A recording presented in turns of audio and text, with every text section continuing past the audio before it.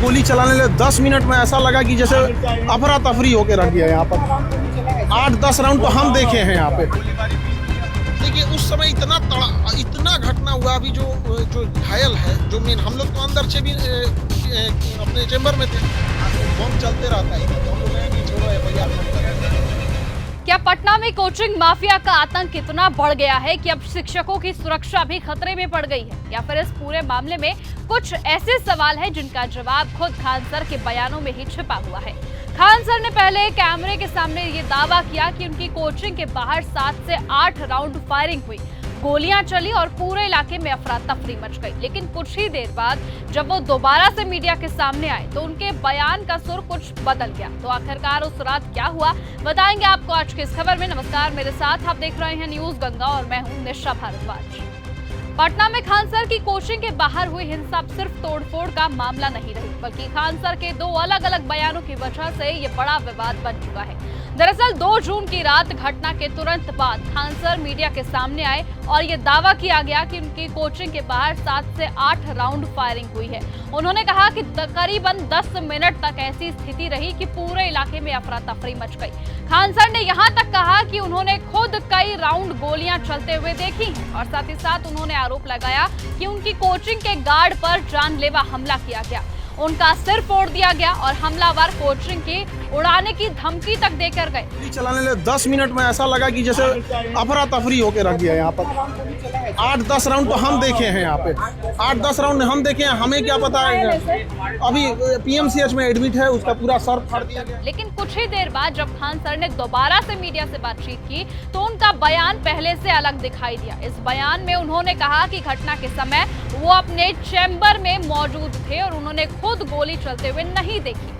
उन्होंने ये कहा कि फायरिंग की जानकारी उन्हें अस्पताल के लोगों से, गार्ड से मिली है। अब इसी बयान में उन्होंने केवल तोड़फोड़, पत्थरबाजी और गार्ड पर हुए हमले का जिक्र किया, लेकिन पहले की तरह ये दावा नहीं किया कि उन्होंने खुद फायरिंग होते हुए देखी थी। 10 बज रहा था आसपास में, कुछ बैचेज ऑनलाइन थे जो चल रहे थे। अचानक गेट टूटा, धड़ाम भड़ाम ये हुआ। यही जगह है जहाँ पे मेरे गार्ड को इतना मारा गया है, अभी वो एडमिट है, उसका सर फोड़ दिया गया। 5-10 मिनट में कुछ समझ में नहीं आ रहा है कि इसको क्या हो रहा है। निकालो, उड़ा देंगे इसको, कोचिंग 2 दिन के अंदर उड़ा देंगे, तुमको पता चल जाएगा। इतनी ईर्ष्या, इतना, और इस तरह से राजधानी में बैठ के दिन दहाड़े कर देना अपने आप में इतना अजीब चीज लग जाता है। इस साल जनवरी में भी, आई थिंक जनवरी के आसपास में गेट तोड़ा था यहाँ पे बम मार के गया था यहाँ पे। हम लोग को क्या लगा कि सब नॉर्मल चीज है, कौन एफआईआर करता है यहाँ पे। उसके बाद मार्च कब गेट तोड़ा था, स्कॉर्पियो या थार ले आके करके पीछे से तोड़ दिया रात को आसपास। हम लोग को लगा कि क्या हुआ क्या नहीं, छोड़ देते हैं यहाँ पे। आज की घटना जो इतना इसको निर्मम तरीके से मारा गया है, आप अगर देख लीजिएगा उस बेचारे को, अगर यहाँ के लोकल लोग नहीं बचा रहते, तो नहीं बचाए तो मार देता, बच नहीं पाता। गोलीबारी भी हुई है। देखिए उस समय इतना घटना हुआ। अभी जो घायल है, जो मेन, हम लोग तो अंदर से भी अपने चेंबर में थे, टीचर लोग क्लास ले रहे थे। जो गार्ड है उससे पूछा गया तो उसका कहना है कि सर कुछ समझ में नहीं आ रहा, इतना मार के फोड़ दिया गया। आदत टाइप का नहीं हो जाता है, बम चलते रहता है इधर। हम लोग कहेंगे छोड़ो एफआईआर कौन करेगा। यहाँ पे सब लोग हैं, मोहल्ले वाले हैं लोग, तो किसको नहीं पता है यहाँ पे, वो तो सुबह पता है कि मोहल्ले वाले बताए। अब यहीं से पूरे मामले पर सवाल उठने लगे, क्योंकि पहले बयान में खान सर सीधे तौर पर फायरिंग देखने की बात करते दिखे, जबकि दूसरे बयान में उन्होंने कहा कि वो खुद घटना के समय बाहर नहीं थे और गोली चलते हुए नहीं देखी। मामला तब और ज्यादा दिलचस्प हो गया जब पुलिस की जांच सामने आई। पटना पुलिस ने बताया कि सीसीटीवी फुटेज में 15 से 20 लोग कोचिंग पर हमला करते, तोड़फोड़ और पत्थरबाजी करते हुए दिखाई दिए। हालांकि अभी तक किसी भी फुटेज में फायरिंग का कोई स्पष्ट सबूत नहीं मिला है। पुलिस का ये कहना है कि जांच जारी है, लेकिन फिलहाल गोलीबारी की पुष्टि नहीं हो पाई है। सत्यापन किया जा रहा है, अभी तक इसका प्रूफ नहीं हो पाया है। कोई एफआईआर, कोई गिरफ्तारी? हाँ, एफआईआर अभी गिरफ्तारी नहीं हुई है, लेकिन एफआईआर इनके द्वारा कराया गया है।